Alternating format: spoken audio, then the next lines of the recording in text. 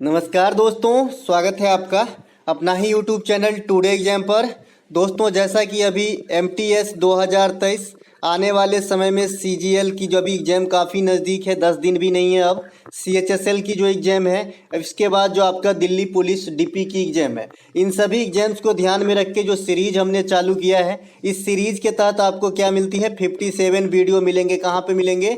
YouTube के ऊपर मिलेंगे, फ्री ऑफ कॉस्ट मिलेंगे। तो इसी के तहत ये 4th वीडियो आप लोगों के लिए। इससे पहले हमने 3 वीडियो ऑलरेडी आप लोगों को प्रोवाइड करा दिया है। इस वीडियो के अंदर क्या खासियत है भाई कि TCS के द्वारा हाल फिलहाल में जो क्वेश्चन पूछे गए हैं, उन्हीं क्वेश्चनों को लेके एक प्रैक्टिस सेट को उठाया, उनसे संबंधित जो भी उनके माता पिता भाई बहन एक्स्ट्रा फैक्ट जिसे बोलते हैं सीधे सीधे, वो आपको देखने को मिलेगा, जो आपके एग्जाम में हूबहू मिलेगा। जो बच्चे ये वीडियो सीरीज यानी 57 वीडियो को वॉच किया और साथ ही PDF से अपने रीड करके जो है रिवाइज कर लिया, तो मुझे नहीं लगता है कि उनको विश्वास में थोड़ी भी कमी रहेगी कि मेरी GK वीक है, और इतने कॉन्फिडेंस आ जाएंगे किसी भी एग्जाम में अच्छे कर पाएंगे। चलिए दोस्तों, शुरू करते हैं आज का ये वीडियो, है ना। पहला जो हमारा प्रश्न है, रामप्पा मंदिर किस देवता को समर्पित है?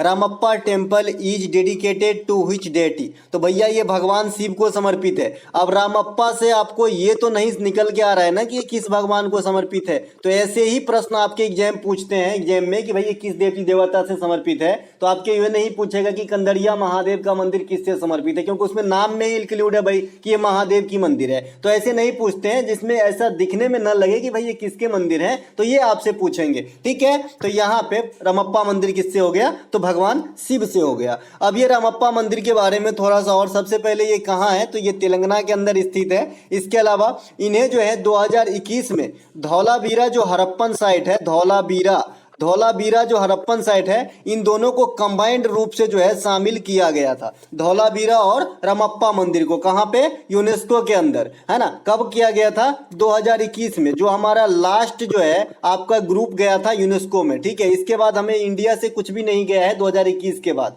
ठीक है, तो ये बात भी ध्यान रखेंगे। ठीक है, अच्छा, यहाँ से एक क्वेश्चन बना लिया था एग्जामिनर ने SSC GD में कि भारत के 40वें हड़प्पन साइट कौन से हैं? तो आपको भाई रामप्पा और धौलावीरा दोनों तो एक ही साथ इंक्लूड हुए, तो आप किसको 39 मानते हो, किसको 40 मानते हो? दो जुड़वा बच्चा पैदा होता है राम श्याम, तो उनमें जो है थोड़ा तो डिफरेंस रहता है कि राम बड़ा होगा श्याम छोटा होगा, है ना। समझ रहे हैं? तो उसी प्रकार से ये दोनों को भले ही एक के साथ लिया गया हो यूनेस्को के अंदर, लेकिन पहला स्थान है रामप्पा मंदिर का। तो 39वां रामप्पा मंदिर और 40वां आपका धौलावीरा। ठीक है, एक क्वेश्चन और बन गया था अभी हाल फिलहाल में। मैं एक एक चीज बताऊंगा, भले वीडियो लेंदी हो जाए, कोई दिक्कत नहीं है ना। लोग नहीं भी देखे तो मुझे कोई दिक्कत नहीं, मैं उन बच्चों के लिए जो वास्तव में कंसस है, वास्तव में सीखना चाहता हूं, उन्हें सिखा रहा हूं। ठीक है, धौलावीरा जो है ये अपने प्रकार के फर्स्ट साइट है जो आपके यूनेस्को में शामिल हुआ है। अब अपने प्रकार के कहने का मतलब, ये हड़प्पन साइट है, आप भी जानते हैं ये हड़प्पन साइट है, हड़प्पा कालीन स्थल है जो गुजरात में स्थित है। इससे पहले किसी भी हड़प्पा कालीन स्थल को यूनेस्को में जगह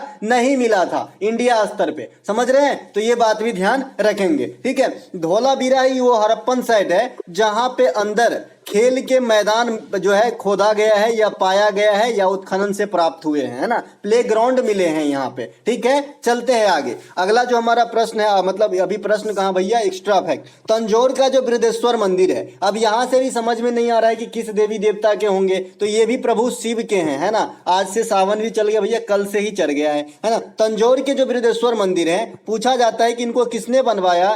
तो चोल शासक ने बनवाया था। अब चोल शासक ने किसने बनवाया? तो राज प्रथम थे। ठीक है, राज प्रथम इनका नाम था। ये चोल शासक थे जिन्होंने तंजौर के बृहदेश्वर मंदिर बनाया, इसीलिए इनके नाम के ऊपर इसे राजेश्वर मंदिर भी कहा जाता है। ठीक है, तो ये बात भी ध्यान है। कहाँ पे है? तमिलनाडु के अंदर। ये जो तंजौर जगह है ना दादा, ये तमिलनाडु में स्थित है। ठीक है, इसके अलावा अभी आपका एक आ गया था क्या, राजराज चोल वंश के संस्थापक भी आपसे पूछा जाता है, तो आप बताना है आपको कि भाई चोल वंश के संस्थापक विजयालय हैं। और चोल वंश किस लिए प्रसिद्ध था, ये भी कई दफा क्वेश्चन हमने एग्जाम में देखा है, तो आप बताना है कि भैया चोल वंश जो है नेवी शक्ति के लिए, नौसैनिक शक्ति के लिए जो है प्रसिद्ध थे। ठीक है, ये सब ध्यान रखना है। इसके अलावा अगला पॉइंट है, कंदड़िया महादेव का मंदिर कहाँ पे है? खजुराहो में है। खजुराहो के मंदिर कौन बनवाए थे? चंदेल शासकों ने बनवाए थे, है ना। ये कहाँ पे स्थित है? एमपी में स्थित है। क्या ये एक मंदिर है? नहीं, ये ग्रुप्स ऑफ टेम्पल है, जिसमें कंदरिया महादेव के मंदिर जो है सबसे बड़े मंदिर है। ठीक है, इसके अंदर एक लक्ष्मण मंदिर है जो पंचायतन शैली में बना है, ये बात भी ध्यान रखेंगे। इस मंदिर में पंचायतन और नागर दोनों शैली का यूज हुआ है। कौन से मंदिर? खजुराहो मंदिर में। अब खजुराहो के मंदिर तक पहुंच गए हैं तो बगले में सांची के स्तूप तक पहुंच जाइए। ये आपका बनाए हैं कौन? अशोक। भीमबेटका का गुफा को भी एमपी में जाके याद कीजिएगा, है ना। धुआंधार जलप्रपात को भी देख सकते हैं आप, ये सभी के सभी एमपी में स्थित है। ठीक है, इसके अलावा आपका बांधवगढ़ है जो नेशनल पार्क है ना, संजय नेशनल पार्क है, ये सभी के सभी एमपी के अंदर है। ठीक है, देखिए संजय नेशनल पार्क की बात आ गई है तो एक चीज और सीख लें आप, संजय गांधी नेशनल पार्क अगर आपका हो जाए तो एमपी मत लगाना, फिर महाराष्ट्र लगाना। ठीक है, संजय गांधी नेशनल पार्क महाराष्ट्र में है, लेकिन अगर गांधी हटा दिया जाए, खाली संजय कहा जाए तो एमपी के अंदर जाना है। ठीक है, केरल के जो सबरीमाला टेम्पल है ये भगवान अयप्पा को समर्पित है, तो इन्हें भी ध्यान रखिए, ये किनको समर्पित है? भगवान अयप्पा को समर्पित है ना। केरल के पद्मनाभ स्वामी मंदिर जो है ये किनको समर्पित है? तो ये भगवान विष्णु को समर्पित है ना। तो ये बात भी ध्यान रखेंगे, है ना। नाम से नहीं मतलब स्पष्टिफाई हो रहा है कि भाई किसके हैं, तो जरूर याद रखना है, आपको एग्जाम में काम आएगी, है ना। प्रसिद्ध तीर्थ स्थल बद्रीनाथ किसको समर्पित है? हम तो यूं बोल देते हैं केदारनाथ बद्रीनाथ, तो हमें क्या लगता है कि ये भोलेनाथ से समर्पित है। ऐसा नहीं है, बद्रीनाथ जो है ये भगवान विष्णु को समर्पित है ना। और बद्रीनाथ किस नदी के किनारे है? ये प्राचीन जमाने में जो है प्रश्न पूछा जाता था, तो ये अलकनंदा नदी के किनारे जो है स्थित है। ठीक है, तो ये बात भी ध्यान रखेंगे। आपने अल्लू अर्जुन का पिक्चर जरूर देखा होगा जिसमें ये दिखाया गया है। इसके अलावा केदारनाथ भगवान शिव को समर्पित है, ये भी उत्तराखंड में है। कोणार्क जो है उड़ीसा में, ये आपका सूर्य देवता से संबंधित मंदिर है, इसका नाम भी सूर्य मंदिर है, जिसे क्या कहा जाता है? ब्लैक पैगोडा कहा जाता है। राजस्थान के माउंट आबू में किस धर्म से संबंधित मंदिर है? तो जैन धर्म से संबंधित मंदिर है। ठीक है, चलते हैं आगे। इसके अलावा मैंने स्टाइल से आपको बता दिया है भाई याद रखने के लिए कि नागर स्टाइल जो है ये आपके नॉर्थ इंडिया में चलती है अधिकाधिक, द्रविड़ स्टाइल जो है ये आपका साउथ इंडिया में चलती है, और जब ये दोनों स्टाइल मिल जाते हैं तो बराबर में हमारा बन जाता है बेसर शैली। क्या?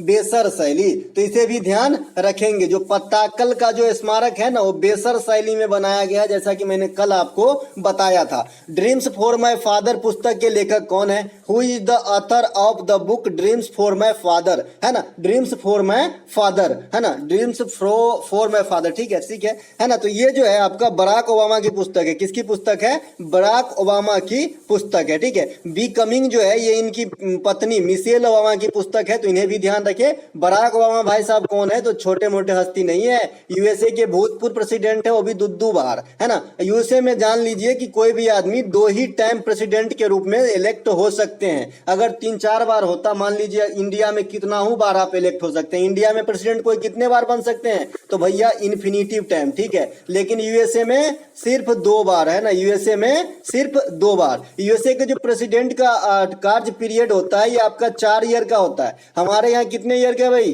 5 ईयर का। हमारे यहाँ का प्रेसिडेंट मजबूत है कि पीएम मजबूत है? तो हमारे यहाँ का जो सभी शक्ति का यूटिलाइज करता है ये पीएम करता है। अमेरिका वगैरह में जो है प्रेसिडेंट को काफी वैल्यू दिया जाता है। ठीक है, अमेरिका में दोहरी नागरिक है, इंडिया में जो है एकल नागरिकता है। तो ये सब बात थोड़ा अमेरिका पहुंच गए थे हम, है ना। इसके अलावा ए लाइफ इज नॉट एनफ, ये पुस्तक किसके हैं? तो ये नटवर सिंह की आत्मकथा है। नटवर सिंह जो है पास्ट में नेता रहे हैं। ओलिवर ट्विस्ट लेखक है चार्ल्स डिकेंस, ये अभी अभी पूछा गया था। एग्जाम वॉरियर के लेखक नरेंद्र मोदी साहब हैं, इन्हें भी ध्यान रखेंगे। नरेंद्र मोदी साहब को जो है प्रथम बार लता दीनानाथ मंगेशकर पुरस्कार से सम्मानित किया गया था, तो ये बात भी आपको ध्यान रखना है। लता दीनानाथ मंगेशकर पुरस्कार किसे दिया गया था? नरेंद्र मोदी को, पहला, है ना। द ओडिसिटी ऑफ होप, है ना, ए प्रोमिस्ड लैंड। इसके अलावा change you can believe in, ये सभी के सभी तीनों पुस्तक जो हैं ये बराक ओबामा के हैं। साथ ही साथ इस क्वेश्चन का जो बेस था, है ना, the dream for my father, ये भी आपका जो है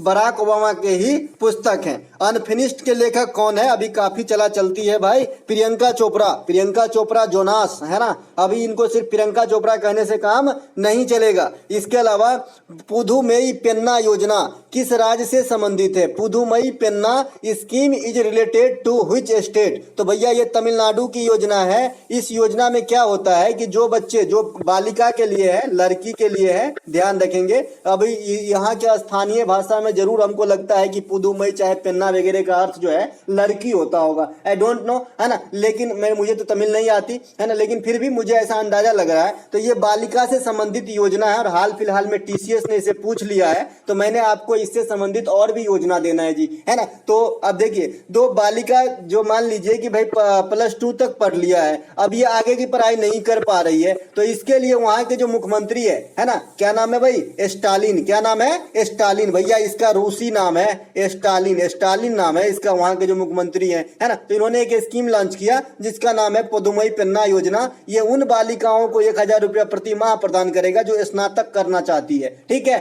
समझ रहे हैं। इसके अलावा मगलीर उरिमाई थोगई योजना, इस प्रकार की योजना भी तमिलनाडु में चलाई जा रही है। इस योजना के तहत प्रति महीना महिलाओं को 1000 की राशि प्रदान की जाएगी जो क्राइटेरिया को फॉलो करता हो। इसके लिए कुछ मापदंड रखे जाते हैं, ऐसे नहीं कि जो वहां के करोड़पति महिला है उनको भी दिए जाएंगे, तब तो अन्याय हो जाएगा दादा, है ना। तो मापदंड को फॉलो करेंगे तो उस हिसाब से जो है महिलाओं को 1000 रुपया महीना वहां पे इस योजना के तहत दिया जाएगा, उरिमाई थोगई योजना। इसके अलावा मुद्दबलन योजना, तमिलनाडु के इस योजना को युवा कौशल, जैसे प्रकार से हमारे इंडिया में जो केंद्र स्तर पे है ना, युवा कौशल के जो ट्रेनिंग देके जो आपका ट्रेंड कर देते हैं ताकि उसको रोजगार ढूंढने या करने में जो है सहूलियत हो, तो उसी प्रकार से तमिलनाडु के अंदर एक योजना है मुद्दलवन योजना। इसका भी काम है युवाओं को ट्रेनिंग देना, ठीक है। इसके अलावा मध्य प्रदेश के अंदर 2 योजना काफी ज्यादा पूछे गए, एक तो लाडली बहना योजना, लाडली लक्ष्मी योजना। ये दोनों के दोनों जो है महिलाएं और बच्चे से संबंधित हैं। ये कहां पे होती है भैया? एमपी के अंदर ये प्रकार की योजना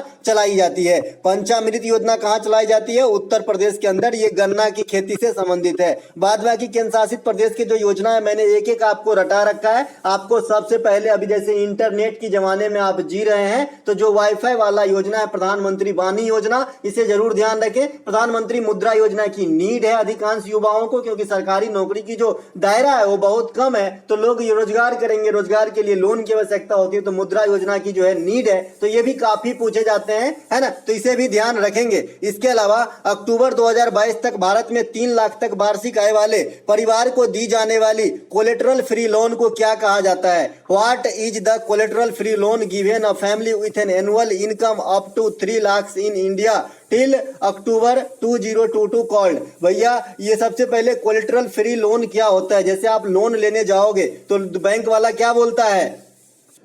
सबसे पहले ये कोलेटरल फ्री लोन क्या होता है? जैसे आप किसी से लोन लेने जाओगे तो आपको गिरवी के तौर पे कुछ ना कुछ तो मांगता है ना, कि भैया सोना रख दो, लैंड की जो कागज है वो रख दो, कुछ भी रख दो, तब देंगे लोन। लेकिन इसमें ये कोलेटरल फ्री लोन इसका नाम है। मतलब ऐसा अगर किसी के पास कुछ नहीं भी है तो भी इसे लोन मिलेगा। वो किसे मिलते हैं? जिसकी वार्षिक आय 3 लाख तक हो या 3 लाख से कम हो। तो ऐसे लोन को आप किस लोन के कैडर में रखेंगे, यही आपसे पूछ रहा है। तो भैया 3 लाख तक की जो लोन है इसे हम मैक्रो फाइनेंस कहते हैं। मैक्रो फाइनेंस मतलब सूक्ष्म वित्तीय ऋण, ठीक है। तो इसे हम क्या कहते हैं? सूक्ष्म वित्तीय ऋण। अब देखिए भारत में एक मैक्रो फाइनेंस जो बैंक है, ये आपको काफी हाल फिलहाल में अपने से क्वेश्चन बनवाए, टीसीएस को के जो लोग हैं उनको बनवाए, मतलब बनाए इनसे संबंधित क्वेश्चन। ये कौन से है? AU macro finance bank. इसकी स्थापना की बात करेंगे 2017 में होती है। स्थापना नहीं हुआ था एक्चुअली, इसका नाम बदल गया था, है ना, नाम और काम बदल लिया था इन्होंने, ठीक है। तो 2017 से हो गया, लेकिन इसका मुख्यालय कहां पे? जयपुर में। थोड़ा सा इसके पीछे चलेंगे आपको समझ जाएगा मैं ये नाम काम क्या बोला हूं, है ना। तो एयू मैक्रो फाइनेंस बैंक जो है ये 2017 में बना था। अपने आज के वास्तविक स्वरूप में मुख्यालय है राजस्थान के जयपुर पिंक सिटी में, ठीक है। अब एयू जो बैंक है ये सर्वप्रथम 1996 में एयू फाइनेंसर लिमिटेड के रूप में जो है स्थापित हुए थे, ठीक है। बाद में ये बैंकिंग सेक्टर में आके अपना नाम बदल लिया एयू मैक्रो फाइनेंस बैंक। तो ये जो नाम बदला ये 2017 में आया, लेकिन इसकी ओरिजिनल रीढ़ की हड्डी में जो है स्थापना कब हुई? तो 1996 में। तो दोनों बात, जैसे आपके पुजारी रहेंगे वैसे पूजा कीजिएगा। अगर इसकी ओरिजिन पूछता है तो 1996, अगर वास्तविक स्वरूप में कब गठित किया गया तो 2017 में, ठीक है। ये भी जो है लोन वगैरह मुहैया कराने का काम करते हैं। एक को क्वेश्चन कुछ दिन पहले एग्जाम में सीजीएल के मेंस में देखा गया था, बांग्लादेश ग्रामीण बैंक के संस्थापक कौन है? तो ये मोहम्मद यूनिस है। ये मोहम्मद यूनिस जो है कोई जाने मतलब छोटे मोटे हस्ती नहीं है, बहुत बड़े हस्ती है, इसीलिए क्वेश्चन पूछा गया था। इनको जो है 2006 में शांति के क्षेत्र में नोबेल पुरस्कार भी दिए गए, तो आप समझ गए होंगे कि किस लेवल के आदमी होंगे, इसीलिए ये क्वेश्चन को पूछा गया था। तो इन्होंने बांग्लादेश में ग्रामीण बैंक के संस्थापक के तौर पे जाने जाते हैं। अभी मैंने प्रधानमंत्री मुद्रा योजना की बात करें भैया, ये युवाओं की नीड है, इसीलिए जो है इसमें मैक्सिमम लोन की सीमा जो है 10 लाख रुपया है। और प्रधानमंत्री जो सुरक्षा योजना है, जो एक्सीडेंट वगैरह होने पे जो है प्रदान की जाती है, तो इसमें जो रकम है ये 2 लाख रुपया दी जाती है। इसके अलावा जो आपका किसान सम्मान निधि योजना है, इसमें 2000 के 3 नोट, लेकिन अब 2000 की नोट भी चलेंगे, तो 5 सैया जो है आपको 12 को प्रदान किया जाएगा, यानी 6000 रुपए की राशि 4-4 महीने के अंतराल पे 2-2 हजार रुपया दी जाती है किसान सम्मान निधि योजना के अंदर। अगला हमारा प्रश्न है, भारत के राष्ट्रपति के चुनाव में कौन कौन से भाग लेते हैं, इस संदर्भ में कौन से कथन सही है? Which of the following statement are correct regarding who participates in the election of the president of India? तो भैया इलेक्शन जो होता है प्रेसिडेंट ऑफ इंडिया का, इसमें कौन कौन शामिल होते हैं, इसके तहत आपके 2 कथन दिए गए हैं। अब आपको पहचानना है कि कौन से कथन सही है, कौन से गलत है। पहला कथन हम पढ़ते हैं, लोकसभा और राज्यसभा के सभी सदस्य, एकदम गलत है जी। मैंने आपको बताया है कि संसद के जो है ओनली निर्वाचित सदस्य ही भाग लेते हैं, प्रेसिडेंट के जो इलेक्शन वाले ग्रुप होते हैं, ठीक है। इसके अलावा दूसरा कथन पढ़ लेते हैं, राज्य विधानसभाओं के सभी सदस्य, ये भी गलत है। बेसिक फोकस क्या है हमारा कि इसमें कौन कौन भाग लेते हैं, ये दोनों गलत है, मैंने बता दिया। अब आते हैं कि कौन कौन भाग लेते हैं, ठीक है। तो इसमें कौन कौन भाग लेते हैं दादा, तो इसमें लेते हैं आपका, मान लीजिए ये लोकसभा है छोटकू, है ना, राज्यसभा को अपर सदन कार्य थोड़ा सा बड़ा बना दिया, और विधानसभा को लोकसभा से भी छोटा बनाना पड़ेगा, क्योंकि इसकी जो है लोकसभा के सामने छोटी पद है, ओहदा है ना। तो ये लोकसभा है, राज्यसभा है, और ये जो है स्टेट के आपका विधानसभा है, ठीक है। तो इन सभी के जो निर्वाचित सदस्य है ना, यही सिर्फ भाग लेंगे जो इलेक्ट होके आए हैं, ठीक है। जो मनोनीत हुए हैं ना, वो आपका भाग नहीं लेंगे, समझ रहे हैं। लोकसभा, राज्यसभा और राज्य के विधानसभाओं के जो है निर्वाचित सदस्य राष्ट्रपति के चुनाव में भाग लेते हैं, समझ गए। कोई भी मनोनीत सदस्य भाग नहीं लेते हैं। अब मनोनीत सदस्य कहां देखने को आपको मिलता है, तो राज्यसभा के अंदर मिलता है भाई 250 में से 12, और 238 हमारा इलेक्ट होके आता है। हालांकि अभी वर्तमान में 238 इंडिया में नहीं आता है, लेकिन फिर भी आपको ध्यान रखना है, मैक्सिमम जो सीट की बात मैं कर रहा हूं, तो 238 आपका इलेक्ट होके आ सकता है, और 12 आपका जो है मनोनीत जो करते हैं राष्ट्रपति साहब, जो कला, संगीत, विज्ञान आदि के क्षेत्र में अच्छी पकड़ रखता हो।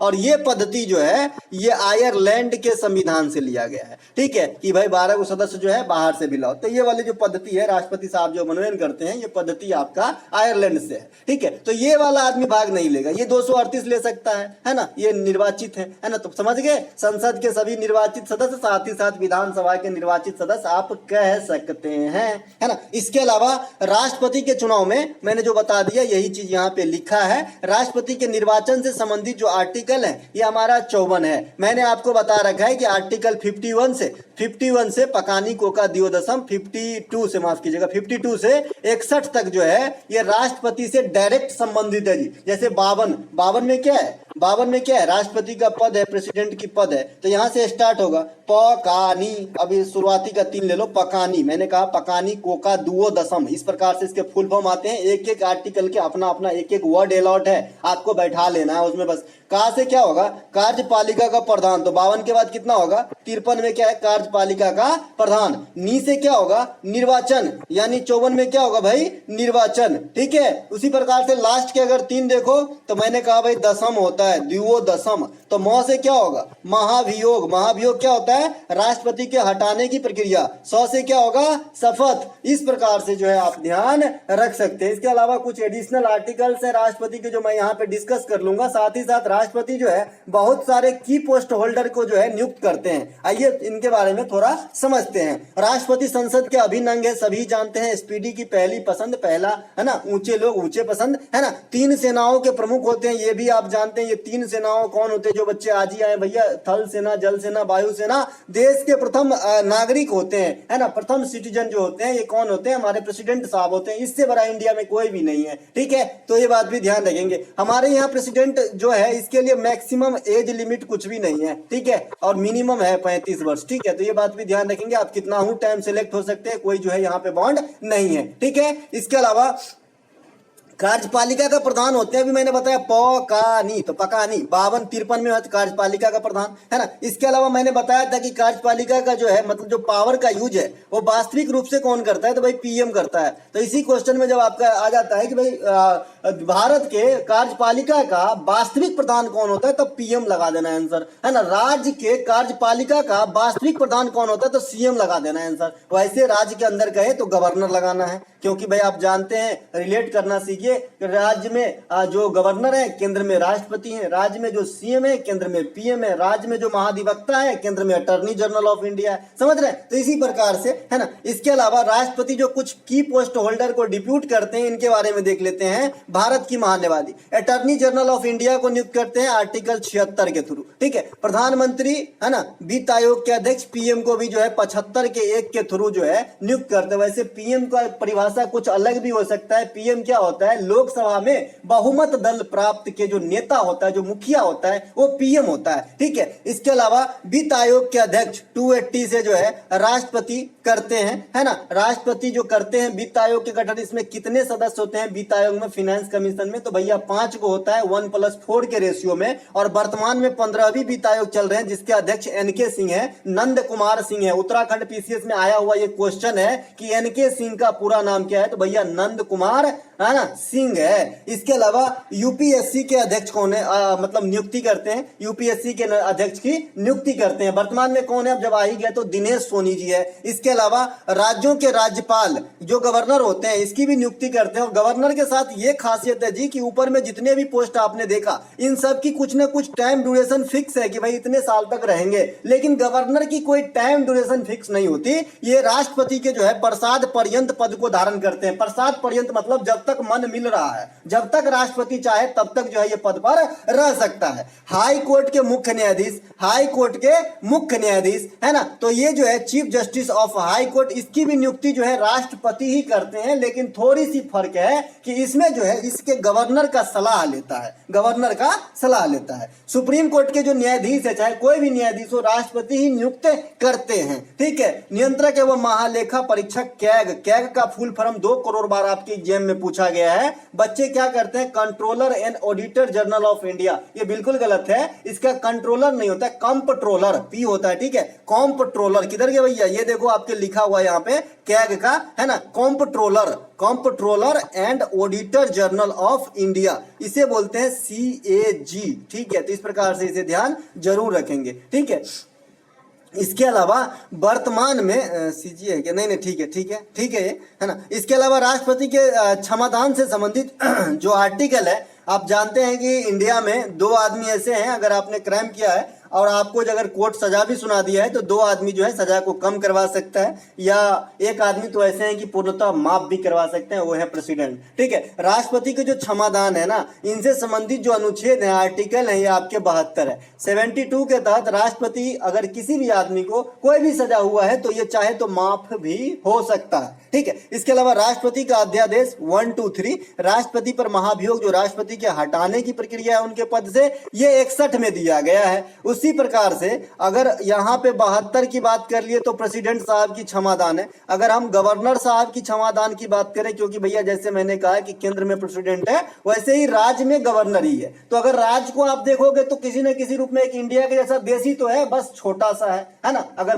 2 मिनट के लिए भूल जाइए कि इंडिया के अंदर जो है एक राज्य है, अगर मैं मान लू उत्तर प्रदेश को देख रहा हूं, है ना, 2 मिनट के लिए भूल जाता हूं, तो इंडिया से भले ही बहुत छोटा है, अगर तो 28 में जब इसको भाग देंगे तो बहुत छोटा है उत्तर प्रदेश, इंडिया के सामने हो जाएगा छोटा ओवरऑल के हिसाब से। लेकिन है तो एक मतलब एक कस्बा, एक मतलब एक देश के जैसा, एक मतलब एक प्रांत के जैसा ही है, देश के जैसा ही है। तो वहां पे भी तो प्रेसिडेंट के जैसा, मैं जैसे मैंने बताया कि गवर्नर होता है, तो वहां भी तो कोई ना कोई चाहिए ना भाई। तो वहां भी एक क्षमादान के अधिकार किसके पास होती है, गवर्नर के पास होती है। समझ रहे हैं कि भाई जैसे क्या मैं बताऊं, जैसे पहले क्या होता था, जब अंग्रेज होते थे ना, अंग्रेज जब होते थे ना, तो कलकत्ता में जो भी चीज होता था वो टॉप पे होता था, और उसके अंदर जो होता था बंबई और मद्रास के जो चीफ आला अधिकारी होता था वो काम करता था। समझ रहे हैं ना। तो इसी प्रकार से है ना कि हम इंडिया में जो प्रेसिडेंट है, इसके अंदर जो है सभी आला अधिकारी, मैं गवर्नर को यहाँ पे कह रहा हूं, जो काम करते हैं, है तो भी आला अधिकारी जो अपने राज्य के अंदर टॉप पे है, राइट। इसके अलावा गयासुद्दीन तुगलक के बाद तुगलक वंश का सत्ता किसके हाथ में चली गई?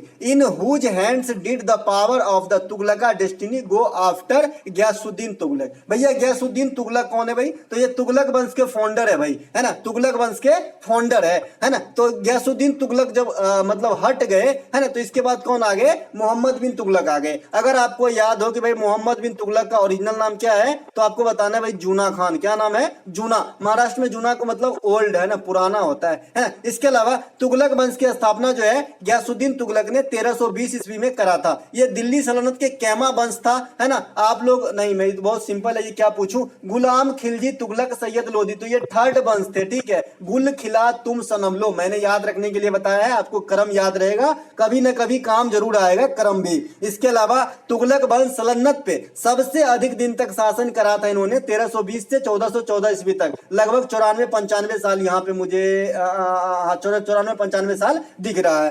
नहर निर्माण की जो या फिर सिंचाई व्यवस्था से संबंधित जो काम किए, ये सबसे पहले गयासुद्दीन तुगलक ने ही किया, मतलब सल्तनत के अंदर, ठीक है। इन्होंने जो है मतलब नहर निर्माण, सिंचाई प्रणाली यानी कृषि पे ध्यान दिया था, ठीक है। इसके अलावा बड़े पैमाने पे जो नहरों का निर्माण करवाया, इन्होंने कई सारे नहर बनवाए जिनका नाम है फिरोज तुगलक, तो ये भी तुगलक वंश के हैं। इसके अलावा मोहम्मद बिन तुगलक की कारजब्दी, है ना, 1325 से 1351, इन्हीं के काल में इब्न बतूता जो मोरक्को के निवासी थे भारत आए थे और इन्होंने अपनी यात्रा वृत्तांत में एक किताब लिखा जिसका नाम रेहला है ना। तो ये बात भी ध्यान रखेंगे दोस्तों। इस वीडियो के अगर आपको पीडीएफ चाहिए, इस वीडियो की अगर आपको पीडीएफ चाहिए, इस वीडियो की नहीं, ये 57 वीडियो की जो इसी प्रकार से सीरीज आएगी, ये सभी पीडीएफ अगर आपको चाहिए तो डिस्क्रिप्शन में व्हाट्सएप का लिंक दिया गया है। अगर आप क्लिक करते हैं तो आपको रिडायरेक्ट करेगा व्हाट्सएप के ऊपर, वहां पे आपको जो है मतलब कुछ भी आप मैसेज टाइप करके भेजेंगे तो आपको वहां से रिप्लाई आएगा। बाद में आप समझ जाएंगे कि ये पीडीएफ कैसे ग्रुप में जुड़ना है और कैसे प्राप्त की जाती है ना। अन्यथा सारा पीडीएफ जो हमारे एनालिसिस वगैरह की होती है या फिर मैं कोई टॉपिक बाय वीडियो लेता हूं,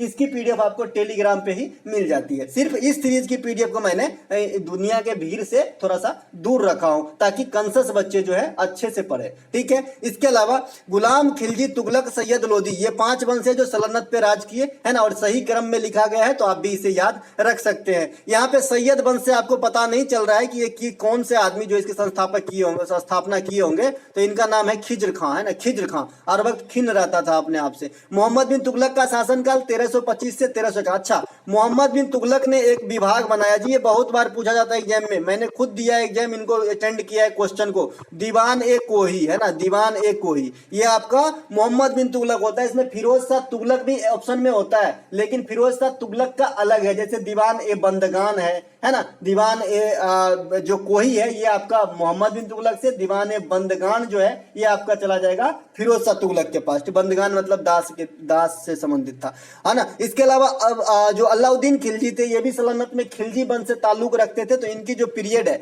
1296 से 1316, ये सीएचएसएल के एग्जाम में 3-4 बार पूछा गया इनके पीरियड, पता नहीं क्या मिला, है ना। अलाउद्दीन खिलजी बाजार नियंत्रण प्रणाली, हजार खंबा महल, मलिक काफूर को दक्षिण विजय के लिए भेजा था, सिकंदर ए सानी कहा जाता था, मतलब कहते थे अपने आप को। तो ये सब अलाउद्दीन खिलजी का जो लड़ाई हुआ था राणा रतन सिंह से हुआ था, ये बात भी आपको पद्मावत पिक्चर में अच्छे से देखने को मिल जाएगा, है ना। इसके अलावा इल्तुतमिश का शासनकाल कब से कब तक था भैया?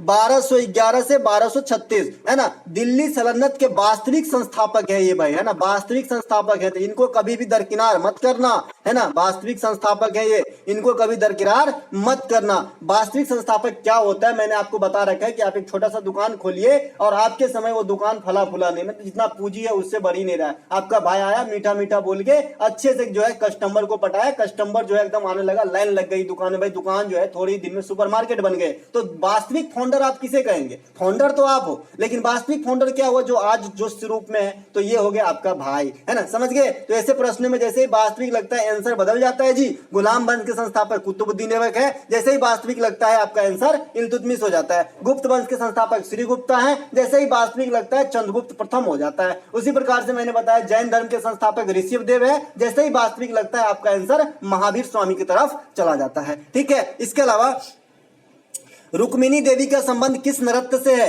Rukmini Devi is associated with which dance? तो भैया भरतनाट्यम से है। रुक्मिणी देवी भरतनाट्यम से है। इसके अलावा इंडिया टुडे की जो प्रकाशन है 100 पीपुल हु शेप्ड इंडिया में शॉर्ट लिस्टेड होने वाली ये नर्तकी हैं, इन्हें भी ध्यान रखें। इसके अलावा 1956 में पद्म भूषण से सम्मानित किए गए इनको। इनके अलावा 1967 में रुक्मिणी देवी जी को संगीत नाटक अकादमी अवार्ड से भी सम्मानित किया गया है ना। तो ये बात भी ध्यान रखेंगे।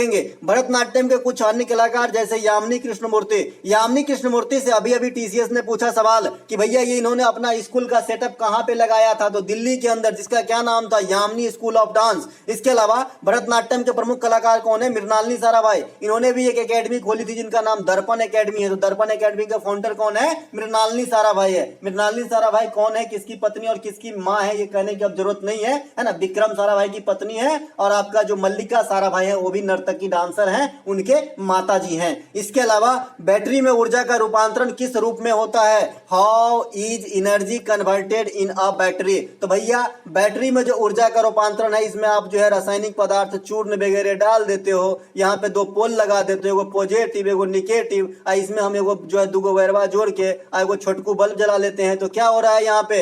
रासायनिक ऊर्जा का विद्युत ऊर्जा में रूपांतरण हो रहा है। ठीक है, क्या हो रहा है भाई? रासायनिक ऊर्जा का विद्युत ऊर्जा में रूपांतरण हो रहा है। तो ये बात भी आपको ध्यान रखना है बैटरी के अंदर। फिर आप कहोगे कि बड़का बैटरी में तो पानी रहता है ना। तो भैया वहां भी केमिकली रिएक्शन ही होता है अंदर में, है ना। समझ रहे हैं? केमिकली रिएक्शन ही होता है। इसमें भी जो है आपका रासायनिक ऊर्जा का विद्युत ऊर्जा में ही बदला जाता है। समझ रहे हैं? इसके अलावा बैटरी दो प्रकार के होते हैं बेसिकली। वैसे आजकल लिथियम सेल भी आ गए हैं, तो अभी इसकी बात अगर छोड़ दिया जाए तो बेसिक बात करें तो बैटरी दो प्रकार के होते हैं। एक को जो है प्राइमरी सेल, दूसरे को सेकेंडरी सेल कहा जाता है। प्राइमरी सेल वह सेल है जिसका इस्तेमाल किया और उसके बाद भूल गया, है ना। पियो फेंको वाला गिलास देके ना, चाय पीजिए फेंक दीजिए, उसी प्रकार से प्राइमरी सेल। जैसे आपके घड़ी में जो लगता है सेल, वो प्राइमरी सेल है, उसे फिर चार्ज करके आप नहीं यूज करते हैं। ठीक है। और द्वितीयक सेल को जैसे ही डाउन हो गया फिर चार्ज कर लीजिए, तो फिर से आप जो है आपका काम करने लगेगा। आप लोग मुझे बताइएगा कि आप लोग द्वितीयक सेल जो है, आप एक द्वितीयक सेल का एक उदाहरण लिख के भेजिएगा, देखते हैं कहां तक चलते हैं आप। इसके अलावा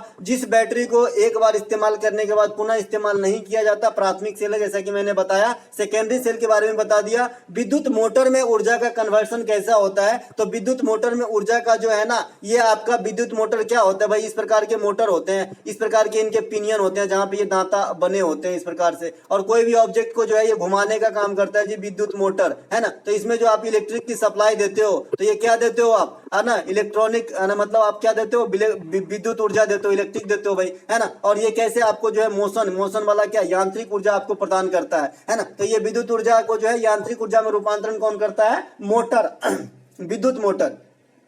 इसके अलावा डायनेमो जो है यांत्रिक ऊर्जा को विद्युत ऊर्जा में रूपांतरित करता है। यानी हम कह सकते हैं कि अगर एक आप विद्युत मोटर याद कर लिए तो डायनेमो अपने आप याद हो जाएगा, क्योंकि एक दूसरे के वाइस वर्सा है, एक दूसरे के उल्टा है ना। उल्टा है, उल्टा, वाइस वर्सा कहना सही नहीं है, उल्टा सही रहेगा। ठीक है, क्यों? क्योंकि एक जो लेता है आउटपुट देता है, जो दूसरे का आउटपुट है तीसरे पहले का इनपुट है। देख लीजिए, विद्युत ऊर्जा मोटर में विद्युत ऊर्जा को यांत्रिक ऊर्जा में, डायनेमो में यांत्रिक ऊर्जा को विद्युत ऊर्जा में। अब डायनेमो क्या होता है मैं समझा चुका हूं ना। हाँ ठीक है, चलते हैं आगे। फिर से समझ लीजिए बच्चे नए हैं, डायनेमो क्या होता था कि पहले गांव घर में जो है साइकिल में लाइट नहीं हुआ करता था, तो लोग रात बिरात कहीं जाते थे तो उसको जो है लाइट की आवश्यकता पड़ती थी। तो उसकी जो रिम होती है ना साइकिल की, उसमें जो ब्रश लगे होते हैं, इस ब्रश के घर्षण से जो है आपका आवेश उत्पन्न होता था और यहाँ पर एक लाइट जलाता था, है ना। इसी लाइट के सहारे लोग दूर दराज तक प्राचीन काल में जो है जाते थे साइकिल से, है ना। तो इसे डायनेमो कहा गया। ऐसे वायर इसमें बांधे भी होते थे, बड़ा अच्छे से ड्रेसिंग किए होते थे, है ना। इसके अलावा जो कार्य होता है या ऊर्जा होता है, इनके मात्रक जूल होते हैं जी। कई दफा एग्जाम में पूछे गए हैं। ट्यूबलाइट आप सामने हैं, बताइए ट्यूबलाइट जो है इलेक्ट्रिक ऊर्जा दी हो, प्रकाश दे रहा है, तो इलेक्ट्रिक ऊर्जा को प्रकाश ऊर्जा में। इसके अलावा निम्नलिखित में से कौन सा विद्रोह 1855-56 में हुआ था? Which of the following rebellion took place in 1855 to 1856? तो भैया ये संथाल विद्रोह है। संथाल विद्रोह के नेता कौन है? संथाल विद्रोह के नेता कौन है? सिद्धू और कानू। कौन है? सिद्धू और कानू, सिद्धू और कानू, है ना। तो आप समझ सकते हैं ये संथाल जो विद्रोह हुआ था, ये इंडिया का पहला विद्रोह क्यों नहीं कहा गया, मैं आज तक यही सोच रहा हूं। लेकिन मानने वाले इसे पहला विद्रोह माना है, क्योंकि उस समय जो है अंग्रेज की नींव हिलाने में जो है ये विद्रोह काफी अहम रोल निभाए थे। कोई भी हथियार नहीं, कोई भी गोला बारूद नहीं, सिर्फ तीर कमान से, है ना, समझ रहे हैं। इन्होंने जो है काफी जो है अंग्रेज के मन में दहशत पैदा कर दिए थे, और यही हुआ कि इसी का जो बढ़ा हुआ मन था, हमारा जो मतलब एक हौसला बुलंद था कि हम कुछ कर सकते हैं, इसी का परिणाम है कि इसके अगले ही साल 1857 में एक विद्रोह हुआ। उसमें तो हम जीत गए होते, लेकिन हम सब छिटपुट होकर लड़े, जिससे क्या हुआ, यूनिटी भंग हो गई और हम जो है आसानी से इस लड़ाई में हार गए, काफी हद तक जीतते हुए भी, समझ रहे हैं। तो ये सिद्धू और कान्हू जो है ये आपके संथाल विद्रोह के नेता रहे थे। कब हुए थे? 1855 के और 1856 के अंदर। अब 55-56 में तो जाहिर सी बात है कैनिंग बैठा होगा वहां पे, लॉर्ड कैनिंग, अंग्रेज की तरफ से लॉर्ड कहना सही नहीं है इनको, तो कैनिंग ही समझिए, है ना। यही कैनिंग आगे चल के जो है वायसराय बना था, और ये भारत का प्रथम वायसराय कहलाए। पहले गवर्नर जनरल। 1857 के विद्रोह जब हो गया और जब शांत हो गए सारे चीज, जब अच्छा इधर से काफी सारे क्वेश्चन आते हैं भाई, इस कोने से देख लीजिए। 1857 का जो विद्रोह हुआ ना, इसमें क्या क्या चेंजेस हो गए इंडिया के अंदर। भाई हम लोग अंग्रेज के गुलाम थे, ईस्ट इंडिया कंपनी जो है हमारे ऊपर शासन रखा करता था। तो जो ईस्ट इंडिया कंपनी है, ईस्ट इंडिया कंपनी, इसके हाथ से जो हमारे ऊपर की जो बागडोर था, हमारे जो ऊपर शासन चलाने का जो इनके पास मतलब क्या कहिए अथॉरिटी कहिए था, तो ये अथॉरिटी जो है, ये शासन वाली जो अथॉरिटी है, मान लीजिए ये इंग्लैंड है, यहाँ की ये जो है आपका ब्रिटेन की महाराज बैठे हैं या महारानी बैठे हैं, तो ये इन्होंने अपने हाथ में ले लिया, है ना, अपने हाथ में ले लिया। अब हम इंडियन जो है अब ईस्ट इंडिया कंपनी के द्वारा नहीं शासित होके डायरेक्ट हम ब्रिटेन से शासित होने लगे, समझ गए। तो ये हुआ 1857 के विद्रोह का सबसे बड़ा परिणाम, ठीक है। इसी के बाद जो 1857 के विद्रोह के बाद जो आपका मतलब वायसराय था, माफ कीजिएगा, जो आपका गवर्नर जनरल था उसे वायसराय कहा जाने लगा। तो इस प्रकार से कैनिंग जो है प्रथम वायसराय बना था। अच्छा, आपको कोई पूछ ले कि ये संथाल विद्रोह किस एरिया में हुआ था, तो बताइएगा छोटा नागपुर के आसपास के एरिया में, जैसे झारखंड, उड़ीसा, पश्चिम बंगाल, है ना, इत्यादि। इसके अलावा कूका आंदोलन एक बहुत पूछा गया भाई, कूका आंदोलन के नेता बहुत पूछे गए। तो कूका आंदोलन सबसे पहले पंजाब में होता है 1871-72 में, गुरु राम सिंह और गुरु बालक सिंह, लॉर्ड मेयो के समय में हुआ था। अरे वो वही लॉर्ड मेयो है जिसके समय इंडिया में पहली जनगणना 1872 में हुआ था। इसके अलावा यही लॉर्ड मेयो है जिसकी हत्या अंडमान में हुआ था, ठीक है, तो लॉर्ड मेयो को भी ध्यान रखेंगे। इसके अलावा अहोम विद्रोह, भाई नाम से स्पष्ट है, अहोम का मतलब असम, इसका मतलब कामरूप का मतलब भी असम होता है, तो इन दोनों का मतलब और असम का मतलब तो असम है ही, है ना। तो तीनों बात ध्यान रखेंगे। तो अहोम विद्रोह कहां हुआ रहेगा, तो असम के अंदर हुआ रहेगा। इसके नायक कौन थे? गोमुधर कुंवर। कौन? गोमुधर कुंवर। अच्छा, आपसे अगर एग्जामिनर ने क्वेश्चन कर लिया कि अहोम विद्रोह जो है किस युद्ध का परिणाम है, या किस युद्ध में जो है इस विद्रोह की नींव रखी गई, या फिर इस प्रकार से कुछ मिलाकर अगर आपसे क्वेश्चन पूछ लिए, तो आप बताइएगा आंग्ल बर्मा युद्ध जो 1824 में हुआ। इसी के बाद 1828 में आपका अहोम विद्रोह हुआ था, जो आपका इसी युद्ध के परिणाम स्वरूप देखे गए थे। इसके अलावा बैसाखी का प्राचीन कृषि उत्सव किस महीने में मनाया जाता है? अरे मेरे भाई, बैसाखी, बैसाखी आप समझ रहे हैं ना कि बैसाखी का है, तो बैसाखी है भैया नववर्ष। ये कहाँ मनाया जाता है ना, है ना, in which month in the ancient agriculture festival of Baisakhi celebrate, तो ये भैया मनाए जाते हैं आपका पंजाब और हरियाणा के अंदर। पंजाब और हरियाणा के अंदर किस महीने में? तो अप्रैल महीने में। किस महीने में? अप्रैल महीने में। बैसाखी पंजाब और हरियाणा में मनाए जाने वाली न्यू ईयर फेस्टिवल है, ठीक है। इसके अलावा जो आपका न्यू ईयर फेस्टिवल है, ये वाली सीट से आपका दर्शन हमको लगता है आज से 6-7 महीना 8 महीना पहले ही हो गया होगा, क्योंकि यहाँ से क्वेश्चन ने काफी जो है धूम मचाया है। तो आप जम्मू कश्मीर में चले जाएंगे, तो अगर नववर्ष सेलिब्रेट करेंगे तो आपको क्या कहना होगा कि भैया बैसाखी मना रहे हैं हम, नहीं, हम नवरेह मनाई थे भैया आज, है ना। तो भैया नवरेह मनाओगे कहाँ पे? जम्मू कश्मीर में नववर्ष के दिन, है ना। बैसाखी कहाँ मनाओगे? पंजाब और हरियाणा के अंदर मनाओगे। इसके अलावा अगर इधर से हम आ जाए, है ना, तो गुड़ी पाड़वा कहाँ मनाओगे? महाराष्ट्र के अंदर मनाओगे। इसके अलावा ये जो पहला बैसाख है, आप लोग बताइएगा कि ये कहाँ मनाएगा, ठीक है। इसके अलावा ये बिहू कहाँ मनाओगे?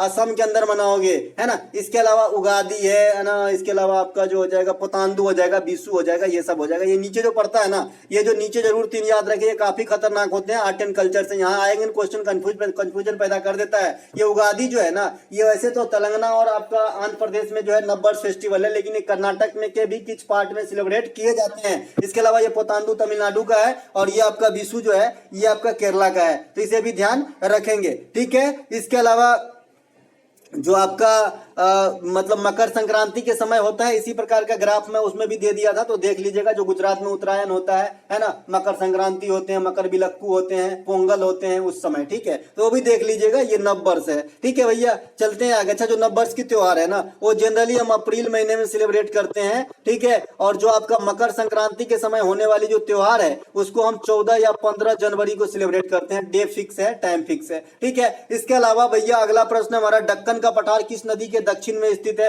भैया दक्कन का पठार ये किस नदी के दक्षिण में स्थित है ना? To the south of which river is the Deccan plateau situated? तो भैया ये नर्मदा नदी। नर्मदा नदी बहुत ही इंपॉर्टेंट नदी है भाई, है ना। नर्मदा नदी को मध्य प्रदेश का जीवन रेखा कहा जाता है, सभी लोग जानते हैं। नर्मदा सोन, ये दोनों की दोनों नदी जो है कहां से निकलती है? मैकाल पर्वत के रेंज से, अमरकंटक की चोटी से। ये अमरकंटक की चोटी आपको कहां देखने को मिलेगा भैया? मध्य प्रदेश के अंदर। नर्मदा नदी किस दिशा में बहता है? तो उल्टा, विपरीत दिशा में जो है बहने का काम करती है। सभी नदियां जनरली कहां से कहां तक बहती है? तो वेस्ट से ईस्ट बहने का काम करती है ना। लेकिन जो नर्मदा नदी है ये उल्टा दिशा में बह देता है, यानी ईस्ट से वेस्ट चलने का काम करती है, ठीक है। और ये जो है डेल्टा का निर्माण नहीं करता है। कल मैंने बताया था कि डेल्टा क्या होता है, डेल्टा क्या होता है ना। मैंने आपको बताया था कि भाई नदी में दो प्रकार के काम होते हैं, एक तो निक्षेपण होते हैं, एक तो अपर्दन होते हैं। निक्षेपण के कुछ अपने अलग परिणाम है, अपर्दन के कुछ अपने अलग परिणाम है ना। तो उसी में से एक आ जाता है भाई डेल्टा, है ना। तो डेल्टा जो है आपका नर्मदा नदी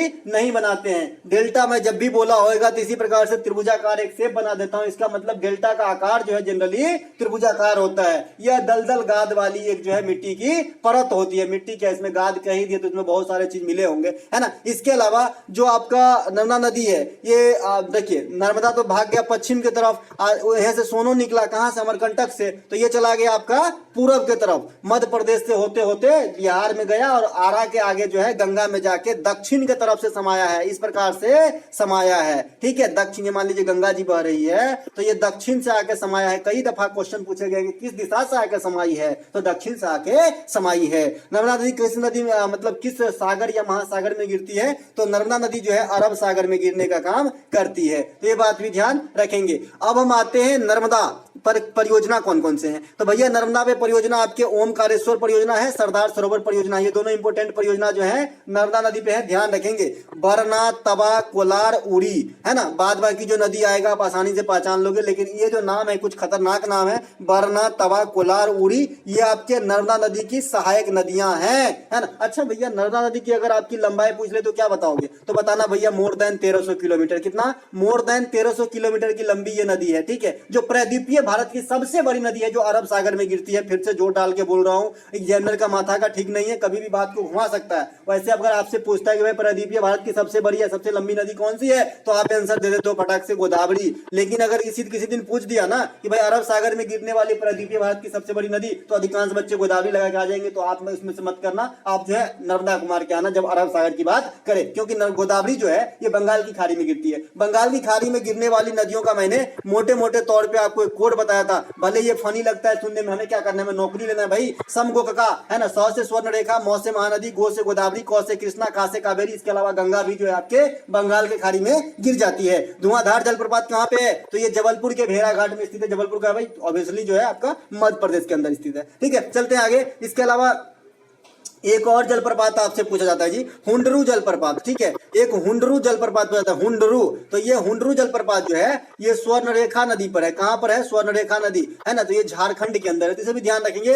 एक आपसे पूछा जाता है कि इंडिया का जो न्यागरा है ये किसे कहा जाता है? आप जानते हैं कि न्यागरा फॉल जो है यूएसए कनाडा के अंदर है, तो भारत में भी एक जो जलप्रपात है उसे न्यागरा नाम दे दिया गया, उपनाम दे दिया गया है। तो आपको बताना है भैया चित्रकूट जलप्रपात को न्यागरा फॉल कहा जाता है। चित्रकूट जलप्रपात कहां है? तो भारतीय राज्य छत्तीसगढ़ में स्थित है, तो इसे भी ध्यान रखेंगे। इसके अलावा सबसे ऊंचा जलप्रपात जो वर्तमान में है ना, ये हमारा कूचिकल है। पहले कभी क्या हुआ करता था, महात्मा गांधी जोग या गोरसाप्पा जो शरावती नदी पर था, लेकिन अब हो गया कूचिकल जलप्रपात इंडिया की सबसे ऊंची जलप्रपात, जो आपके किस नदी पे है? तो बराह या बराही नदी पर है, जो कर्नाटक के अंदर स्थित है ना। तो इसे भी ध्यान रखेंगे। इसके अलावा अनुच्छेद 16 की बात यहाँ पे है, लोक नियोजन के मामले में अवसरों की समानता किस अनुच्छेद में है? In which article is there a qualified opportunity in the matter of public employment. Management. तो भैया लोक नियोजन के मामले में अफसरों की समानता आपको प्रदान करता है आर्टिकल 16। अब देखिए मौलिक अधिकार के अंतर्गत कई कैडर के आर्टिकल है, जैसे कि आप यहाँ पे देख पा रहे हैं। अनुच्छेद 14 से 18 जो है ये राइट टू इक्वलिटी का है, समानता का अधिकार। अनुच्छेद 23 और 24 जो है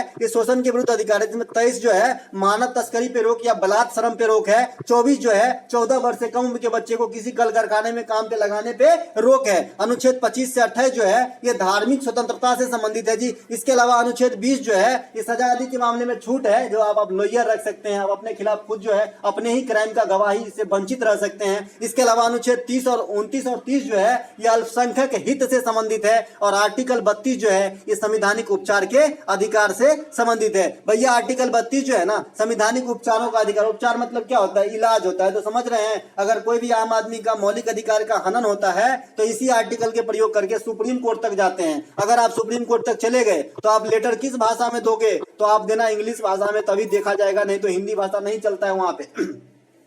सुप्रीम कोर्ट के अंदर लेटर इंग्लिश भाषा में चलती है भाई। इसके अलावा अनुच्छेद 72 माफ कीजिएगा अनुच्छेद 32 में सुप्रीम कोर्ट रिट जारी करते हैं, और अनुच्छेद 226 में हाई कोर्ट रिट जारी करते हैं। रिट समझते हैं ना, परमादेश, बंदी प्रतिकरण, निषेधाधिकार है ना, अधिकार परीक्षा, यही सब है ना। एक अगला प्रश्न हमारा, सुग्गी भारत के किस राज्य का प्रमुख लोक नृत्य है, या फिर डॉट डॉट डॉट है ना। Suggi a major folk dance dot dot dot state of India. तो भैया ये है आपके कर्नाटक के, ये कहाँ के हैं, कर्नाटक के हैं। आपके सामने कुछ दिख रहा होगा छत्तीसगढ़। छत्तीसगढ़ में बार बार आपको जो है मतलब रटा के रटा दूंगा, क्योंकि ज्यादातर क्वेश्चन फोक डांस में छत्तीसगढ़ राज्य को याद करता है टीसीएस, है ना। क्यों करता है, इसके रीजन है, मैंने आपको बता रखा है, रीजन है ना। छत्तीसगढ़ के कुछ प्रमुख लोक नृत्य जैसे गारी, राउत नाचा, राउत अलग है नाचा अलग है, राउत यहाँ देखिए, राउत नाचा, गौर मारिया एक वो नृत्य है। सरहुल ये छत्तीसगढ़ के साथ साथ झारखंड में भी होता है। पंडवानी तीजन बाई को याद कीजिए, तीजन बाई फेमस कैरेक्टर। इसके अलावा राउत, पंथी है ना, पंथी के अलावा एक आपका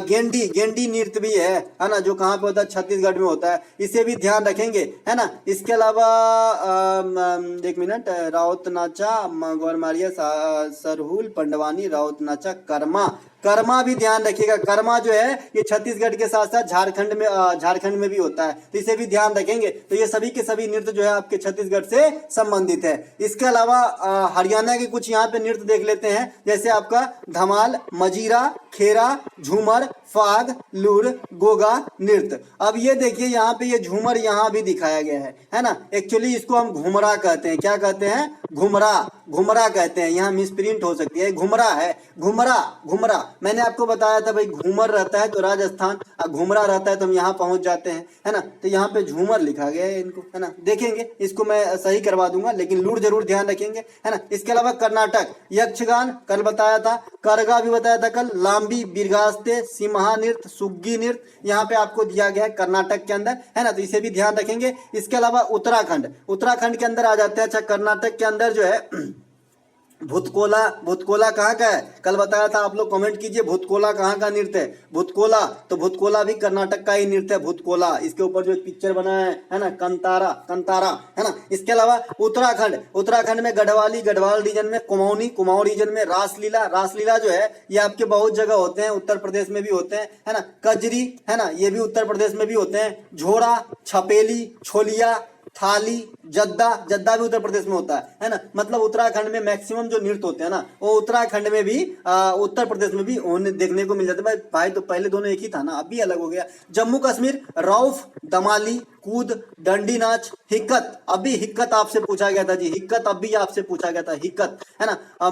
मांड जस, पाथेर भांड, है ना, पाथेर भांड। मैंने इसे याद रखने की तरीके बताए कि पहले क्या होता था, जम्मू कश्मीर में जो है काफी सारे जो है लोग पत्थर बरसाते थे, वहां पे आए दिन झगड़ा वगैरह चलते रहते, जैसे कि आप जानते हैं। तो जो पत्थर बरसाए थे, इसलिए मैं यहाँ पे इसको ध्यान रखने के लिए बताया था, पाथेर भांड, है ना, जम्मू कश्मीर। इसी में से खाली भांड कहेगा ना तो पंजाब होगा, अगर पाथर काट देंगे खाली भांड रहेगा तो जम्मू कश्मीर नहीं पंजाब होगा, ठीक है, ध्यान रहे। इसके अलावा 2022 कॉमनवेल्थ गेम बर्मिंघम इंग्लैंड में जो हुआ था, वहां पे बजरंग पुनिया ने गोल्ड मेडल किस खेल में जीता था, in which sport did the Bajrang Punia win the gold medal in the 2022 Commonwealth games Birmingham England. तो भैया ये कुश्ती में जीते थे, स्वाभाविक सी बात है, बजरंग पुनिया जी जो है कुश्ती खेलते हैं। इसके अलावा जो अभी इंपॉर्टेंट पॉइंट रहेगा करंट अफेयर से आने वाले एग्जाम्स के लिए, जो हाल फिलहाल 5 दिन में है, उसमें तो नहीं पूछा जाएगा, लेकिन जो 1-1.5 महीने के बाद जरूर पूछा जाएगा कि भाई लुसाने डायमंड लीग 2023 के विजेता कौन है। तो भाई फिर से नीरज चोपड़ा भैया, कौन से, नीरज चोपड़ा भैया कितने मीटर भालवा फेंक दिया भैया?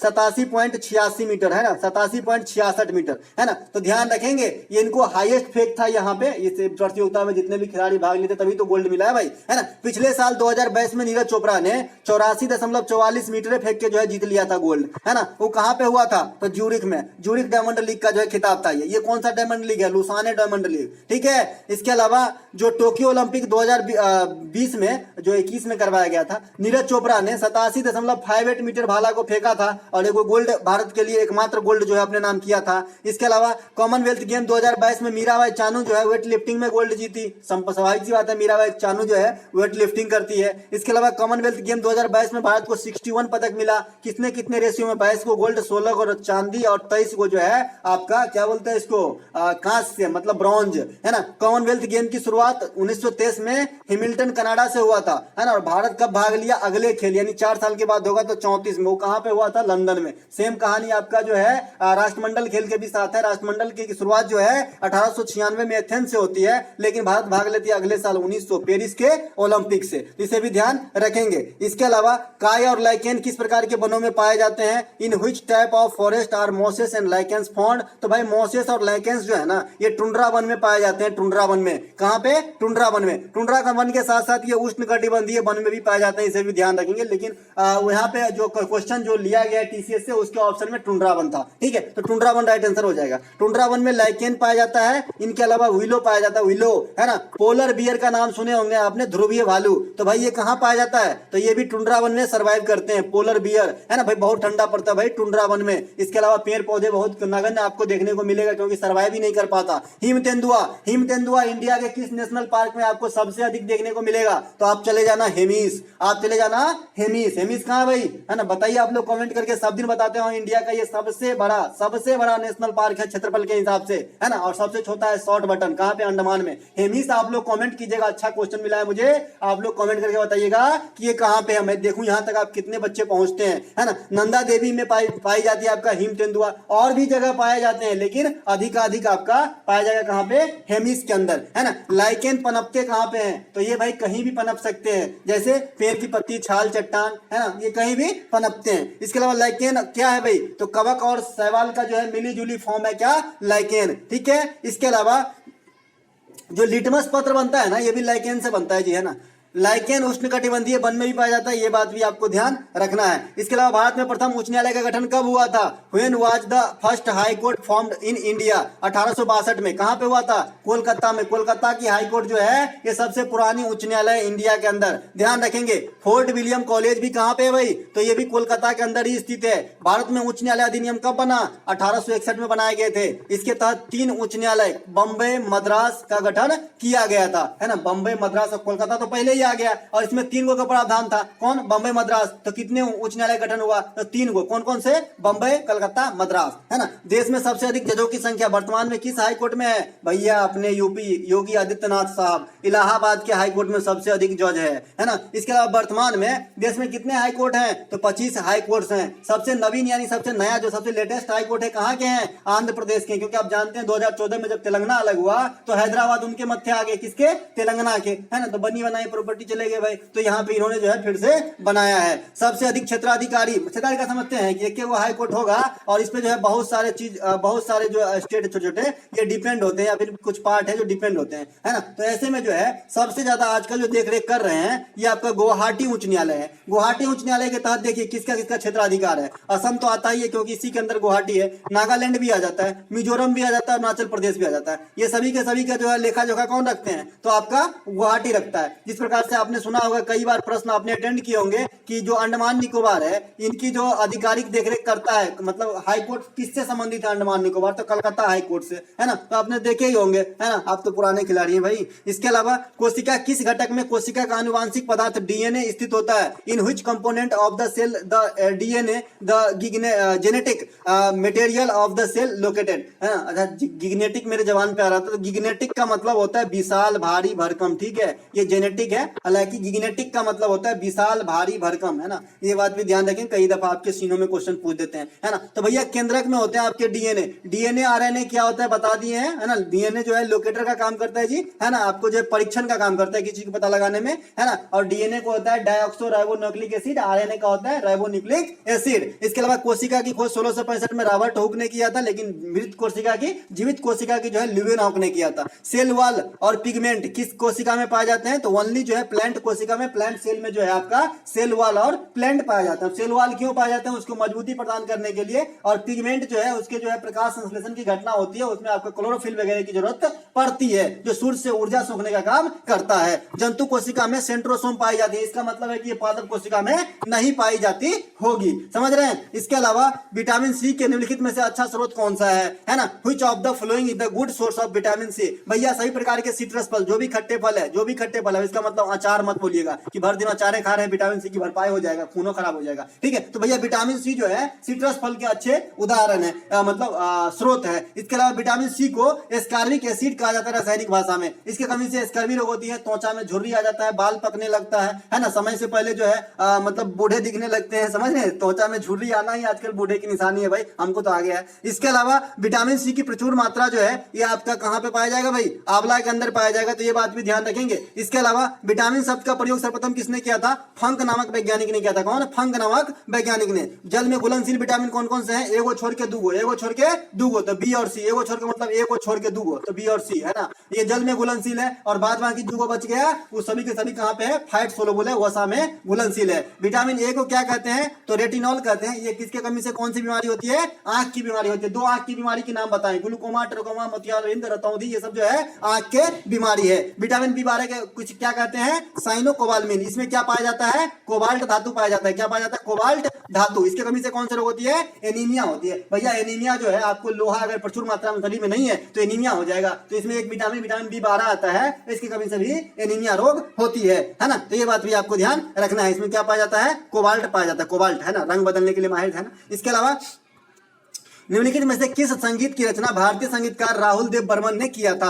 Which of the following music was composed by Indian composer Rahul Dev Burman. तो भाई किसी के मुस्कुराहटों पे तू भी हो निसार, इस प्रकार का एक गीत है ना, जीना इसी का नाम है। तो ये वाला गीत जो है ये इन्होंने ही राहुल देव बर्मन ने गाया था। इसके अलावा अभी अभी हाल में पूछा गया, पता नहीं ये सब क्यों पूछते हैं, है ना। इसके अलावा अभी अभी पूछा गया था, रंग दो मोहे लाल, बाजीराव मस्तानी का एक गीत है। तो इसमें जो है आपका क्या नाम है लड़की का, जो गायिका है, मुझे अभी याद नहीं आ रहा है ना। तो इनके साथ कौन गाए हैं, तो बिरजू महाराज गाए हैं। बिरजू महाराज किससे संबंधित है, तो कत्थक से संबंधित है ना, कत्थक से संबंधित है बिरजू महाराज। इनका ओरिजिनल नाम ब्रजभूषण मिश्रा थे, ठीक है। इनकी जो है मृत्यु हो गई है, और ये जो है आपके कत्थक के नृत्यांगना है, लखनऊ घराने से संबंधित है। इसके अलावा ए दिल मुश्किल भी काफी पूछा गया टीसीएस के द्वारा। तो ये प्रीतम जो है ना, बड़े बड़े बाल वाले, आपने शो वगैरह में आराम से इसे देखे होंगे, है ना। तो इनके जो है आपके मतलब ये इनके ही गाने हैं, ए दिल मुश्किल। इसके अलावा सबसे कम सेक्स रेशियो किस यूटी की आपसे पूछा गया, व्हिच यूनियन टेरिटरी है द लोएस्ट सेक्स रेशियो। तो भैया दमन एवं दीव का, जैसे कि मैंने बताया ही है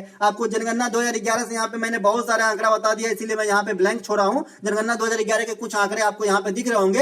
एफआर का मतलब है फर्टिलिटी रेट 2.2 है, एसआर का मतलब होता है आपका सेक्स रेशियो 943 है, एलआर का मतलब होता है लिटरेसी रेट 74.04 है। अब इस 74 पॉइंट में मेल का ये है, और आपका जो है फीमेल का ये है। तो यहाँ से अलग से भी क्वेश्चन बन जाते हैं कि मेल का कितना है, तो 82.14, फीमेल का कितना है, तो 65.46। ये मतलब डिकैडिकल ग्रोथ है आपका 17.64, यानी दशकीय वृद्धि। तो ये सब कुछ डाटा है जो आपको पॉकेट में रखना है जब तक आपकी ओरिजिनल 21 वाला जो डाटा रिलीज नहीं हो जाती है। सर्वाधिक लिंगानुपात वाले यहाँ पे आप देख सकते हैं केंद्रशासित प्रदेश, इसके अंदर जो है पुदुचेरी सबसे टॉप पे है। वैसे राज्य की बात करेंगे तो आपका कौन सा हो जाता है, केरला। तो दोस्तों ये थे इस वीडियो के अंतिम प्रश्न, है ना। अगर इस वीडियो के सीरीज की पीडीएफ अगर आप इच्छुक हैं तो आपको डिस्क्रिप्शन में व्हाट्सएप का लिंक है, वहां पे क्लिक करके हाय बोलिए, आपको सारा जवाब मिल जाएगा कैसे ऐड होना है। बाद बाकी सभी पीडीएफ आपको टेलीग्राम पे मिलते हैं, सभी वीडियो यूट्यूब पे मिलते हैं, है ना। तो मिलेंगे हम अगले वीडियो में, तब तक के लिए जय हिंद।